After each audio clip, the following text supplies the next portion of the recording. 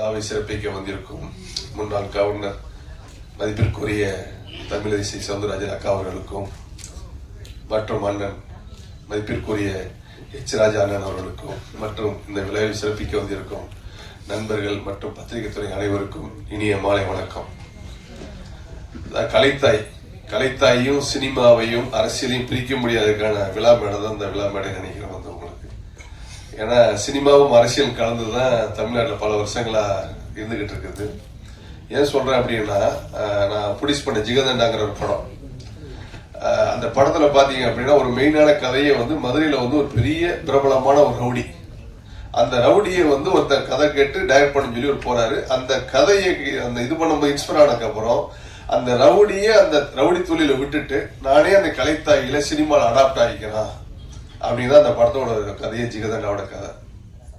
ஏன் அதை சொல்றேன் அப்படின்னா, ஒரு சினிமா ஒரு கலைத்தாய் யாரையுமே எப்பவுமே எந்த நேரத்துல மாத்திரும், அவங்களுக்குள்ள இருக்கக்கூடிய ஒரு கெட்ட பழக்கத்தை மாத்தி ஒரு ரவுடி எப்படி ஒரு திரும்பி வந்து ஒரு திரும்ப வந்து அந்த ரவுடி தந்தை வந்து ஒரு நடிகனா மாறலாம் அப்படிங்கிற மாதிரிதான் வந்துட்டு உங்களுக்கு. அந்த மாதிரி வந்து பாத்தீங்கன்னா இப்ப எச் ராஜா அண்ணன் வந்து அரசியல்ல வந்து ஒரு பெரிய போல்ட்டா நீங்க பாத்துருப்பீங்க. அண்ணன் பேசக்கூடிய ஸ்பீச்சா இருக்கட்டும் எல்லாமே ஒரு வித்தியாசமா பண்ணிருப்பாரு உங்களுக்கு வந்துட்டு. ஸோ இந்த படத்துல பாத்தீங்கன்னா ஒரு மெயின் முக்கியமான ஒரு கதாபாத்திரத்தை வந்து பண்ணியிருக்காரு உங்களுக்கு வந்துட்டு. ஸோ அதனால சினிமாவும் அரசியலும் கலந்துதான் வந்து நீ ஃபுல்லா போய்கிட்டே இருக்குது உங்களுக்கு வந்துட்டு. அப்புறம் வந்து இந்த படத்துல குருன்னு ஒரு அறிமுக கதாநாயகன் ஆயிருக்காரு. இதை ஏன் சொல்ல வந்தேன்னா, உங்களுக்கு இந்த சினிமா அரசியல் வந்து ஏன் அப்படி சொல்ல வந்தேன்னா, ஸோ டாக்டர் ராஜரத்ன சார் வந்து பாத்தீங்கன்னா MBBS முடிச்சுட்டு MD முடிச்சுட்டு அசிஸ்டன்ட் ப்ரொஃபஸர் ஆகி ஸோ அமெரிக்காவுக்கு போயிட்டாரு. அமெரிக்கா போனதுக்கு அப்புறம் வந்து அவர் கலைத்தாய் சினிமாவோட தாகம் வந்து பாருங்க, திரும்ப அவர் அங்கிருந்து இங்க வந்து வர சொல்லி அவர் அந்த படத்தை டைரக்ட் பண்ணி இது பண்ணியிருக்காரு. ஸோ இதுதான் சினிமாவோட தாகம். வருஷத்துக்கு கிட்டத்தட்ட ஒரு 225 படங்கள் வருது அப்படின்னா அதுல கிட்டத்தட்ட பாத்தீங்கன்னா ஆல்மோஸ்ட் ஒரு 150 தயாரிப்பாளர்களும் சரி 100 இயக்குநர்களும் சரி புதுசா இந்த படத்துல ஜெயிச்சிட மாட்டோமா அந்த படத்துல ஜெயிச்சிட மாட்டோமா தொடர்ந்து வந்துகிட்டே இருக்கு. இதுதான் கலைத்தாய் வந்து நம்ம கொடுத்துக்கக்கூடிய ஒரு பெரிய பொக்கிஷமா நான் நினைக்கிறேன். ஸோ இந்த படத்தை டைரக்ட் பண்ணிருக்கக்கூடிய ராஜேந்திர சுப்ரமணிய சாருக்கும், இந்த படத்தை ப்ரொடியூஸ் பண்ணிக்கக்கூடியதுக்கும், அப்புறம் இந்த படத்துல எடிட்டர் சார் வந்து ராஜமோகன் சார் வந்து ரொம்ப நெருங்கிய நண்பர். அவர் ஆல்மோஸ்ட் தேசிய விருதெல்லாம் வாங்கியிருக்காரு உங்களுக்கு வந்துட்டு. அவர் இந்த படத்தை பணியாற்றிருக்காரு. ஸோ இந்த படம் மாபெரும் வெற்றியடை, செய்யாதை மாபெரும் வெற்றியட எல்லா மலை இறைவனை வேண்டி விடைபெறுகிறேன். நன்றி, வணக்கம். ரொம்ப நன்றி சார். உங்களை மாதிரி லெஜண்ட்லாம் வந்து சப்போர்ட் பண்றது ரொம்ப ரொம்ப நன்றி சார். ரொம்ப சந்தோஷமா இருக்கு. நம்ம சவுந்தரராஜன் சார் அவரை பத்தி சொல்லணும்னா, இப்போ எனக்கு ஆசான்னு பார்த்தீங்கன்னா எங்க சார், அது மாதிரி எங்க சாரோட ஆசான் வந்து அவருக்கு மரியாதை செலுத்த பொன்னாடை போத்து வரவேற்க நம்ம பாலாஜி சார் ஸ்டேஜுக்கு ஒரு மாதிரி அன்போட வைக்கிறேன். வாங்க சார்.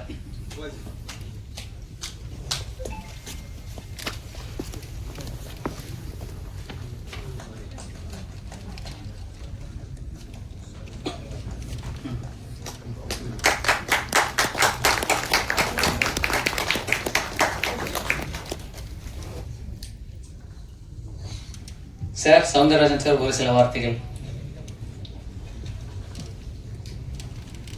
அனைவருக்கும் வணக்கம். இது ஒரு வித்தியாசமான மேடை. நான் மருத்துவ கருத்தரங்குகளை கலந்து கொண்டு இருக்கேன். ஒரு 35 ஆண்டுகள் சிறுநீரக துறையில லட்சம் சிறுநீரக நோயாளிகளை பார்த்துருக்கிறேன். ஏறத்தாழ ஒரு 45 கிட்னி ஸ்பெஷலிஸ்டுக்கு நான் டீச்சராக இருந்திருக்கேன். அதுபோக எனக்கு ஒரு யூனிக்காக வந்து அரசாங்க மருத்துவமனையில் அன்றைக்கு முதல் சேரும் பொழுது MBBS முடித்தோடனே அது வந்து எனக்கு கொடுத்த அப்பாயின்மெண்ட் ஆர்டரில் Tamil Nadu medical service is please to appoint you அப்படின்னு என்னை கொடுத்தாங்க. அன்னைக்கு வந்து மெடிக்கல் சர்வீசஸ் அப்படின்னு இருந்த வார்த்தை இன்னைக்கு ஹாஸ்பிட்டல் இண்டஸ்ட்ரின்னு மாறி போச்சு. ஹாஸ்பிட்டல் இண்டஸ்ட்ரின்னு மாறின பிற்பாடு அங்கே வந்து ப்ராஃபிட் இஸ் த டார்கெட். லைஃப்ல எல்லாருக்கும் பணம் தேவை. நான் மருத்துவ மாணவர்களுக்கு சொல்லும் பொழுது இதுதான் சொல்லுவேன், உங்களுக்கும் பணம் தேவை, எனக்கும் பணம் தேவை. ஏன்னா நம்ம பெட்ரோல் பங்க்ல நின்னா நானும் பணம் கொடுக்கணும், நீங்களும் பணம் கொடுக்கணும். அதனால வாங்கும் பொழுது நீங்க பணம் எல்லோருக்கும் தேவைதான். அது வாங்கும் பொழுது இப்படி குனிஞ்சு நின்று வாங்கிக்கோங்க. அவங்க இப்படி பாக்கெட்ல இருந்து எடுக்காதீங்கன்னு சொல்லுவேன் என்னோட ஸ்டூடெண்ட்ஸுக்கு. குனிந்து வாங்குறது. உங்களை சேவைக்கு தஞ்சாவூர் மருத்துவக் கல்லூரியில் இருந்து நான் ஆரம்பத்தில் பணியாற்றிய பொழுது போகிற ஒவ்வொரு பேஷண்ட்டும் வெத்தலை பாக்கு பழம் ஒன்றும் இல்லைன்னா எலுமிச்சை பழமாவது வாங்கி அரசாங்க மருத்துவமனையில் நன்றி சொல்லிட்டு போவாங்க. அந்தளவுக்கு அவங்களுக்கு சொல்லுவோம். மரியாதைக்குரிய அண்ணன் டிஆர் பாலு அவர்கள் இருக்கட்டும், அவங்களுடைய குடும்பமாக இருக்கட்டும், மன்னை நாராயணசாமி அவர்களுக்கு வைத்தியம் பார்த்தாலும் இருக்கிறது. அதே போல் மரியாதைக்குரிய புரட்சித் தலைவரின் துணைவியார் ராம் ஜானகி அம்மா அவர்களுக்கு வைத்தியம் பார்த்தாலும் இருக்கிறது. மரியாதைக்குரிய கலைஞர் அவர்களுக்கு பார்த்த அனுபவங்கள் இருக்கிறது. எல்லாத்துக்கும் மேலாக மரியாதைக்குரிய சூப்பர் சார் அவர்களுக்கு கூட முதல் முறையாக அங்கே ராமச்சந்திரன் மருத்துவமனையில் அவர் டயாலிசிஸ் ஆகும்போது நான் அவருக்கு போட்டு இது எங்கேயும் நான் பொது மேடையில் சொன்னதில்லை, என்னுடைய அடக்கத்தின் காரணமாக. ஆனால் எல்லாத்துக்கும் நம்ம தேவைகள் எவ்வளவோ இருந்தாலும் இன்னைக்கு மக்கள் நலன் சார்ந்த பணியில் ஒரு முதலமைச்சர் என்னென்ன செய்யணுங்கிறத அண்ணன் தர்ம போராளி நாங்கள் சொல்லுவோம். தர்ம போராளி என்று சொல்வதற்கு எல்லாத்துக்கும் குரல் கொடுப்பதற்கு ஒருத்தர் இருக்காங்க. தர்மத்துக்கு குரல் கொடுக்கறதுக்கு போராளியாக இருந்தவர் தான் அண்ணன் எஸ். ராஜாராஜன். அவங்க அவருக்கு சில குரல் கொடுக்கறதுக்கு எங்களை போன்றவங்களாம் நேரடியாக மேடைகளில் குரல் கொடுக்கறதுக்கு எங்களுக்கு மனதைரியம் இல்லை. எனக்கு ஒரு ஆசைகள் இருந்தாலும் இன்னைக்கு அவருடைய படத்தை பார்ப்பதற்கு இறைவன் ஒரு வாய்ப்பை கொடுத்திருக்கிறார்கள். எல்லாத்துக்கும் காரணம் என்னுடைய ஹோம் மினிஸ்டர். எனக்கு அவங்க மற்றவங்களுக்கு கவர்னர், எனக்கு அவங்க ஹோம் மினிஸ்டர். நான் மரியாதைக்குரிய சொல்லும்போது எல்லாரும் கேட்பேன், எல்லாருக்கும் நான் சொல்லுவேன், பேஷண்ட் சொல்லி சொல்லுவேன், சுகர் பேஷண்ட்டா, நீங்கள் ஐபிபி பேஷண்ட்டா, அவங்க எல்லாத்தையும் உங்கள் ஒய்ஃப் சொல்கிறத கேளுங்கன்னு சொல்லுவேன். என்ன சொல்லுவாங்க, நான் ஒரு தடவை சொன்னால் உங்கள் வீட்டில் போய் உங்கள் ஒய்ஃப் 100 தடவை சொல்லுவாங்க. ஏன்னா உப்பு சாப்பிடாதுன்னு சொன்னால் உப்பு சாப்பிட அவங்க சொல்கிறத கேட்பேன். டாக்டர் சொன்னார்லன்னு கேட்பாங்க. நான் என்னென்னலாம் சொல்லணுமோ அதெல்லாம் உங்கள் ஒய்ஃப்கிட்ட அட்வைஸ் பண்ணிடுவேன். அதனால் அவங்க வீட்டில் அதை சொல்லுவாங்க. அதனால் மனைவி சொல்லை கேட்காத கணவன் இல்லை. மனைவி சொல்லை நீங்கள் கேட்டிங்கன்னா தான் நல்ல ரொம்ப நாள் வாழ முடியும்.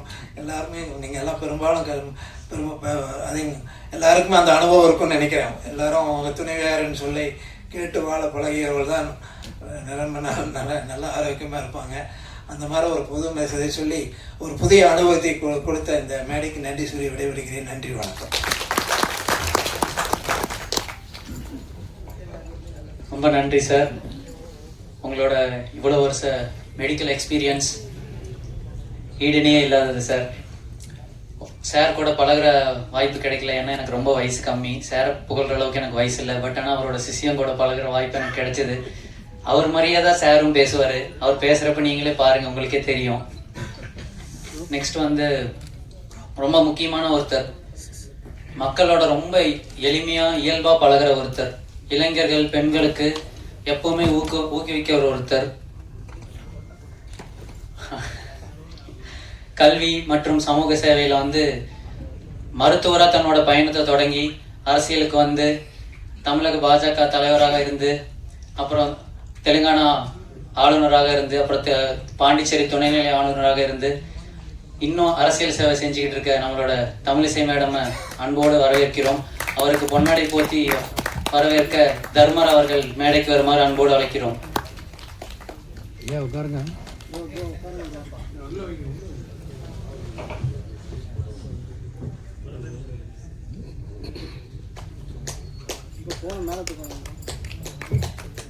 மதுரையினுடைய மொத்த ஷூட்டிங்களுக்கு எங்களுக்கு எல்லாத்துக்கும் நைட் 1 மணி 2 மணிக்கு எல்லாம் தர்மர் அவருடைய சேவை.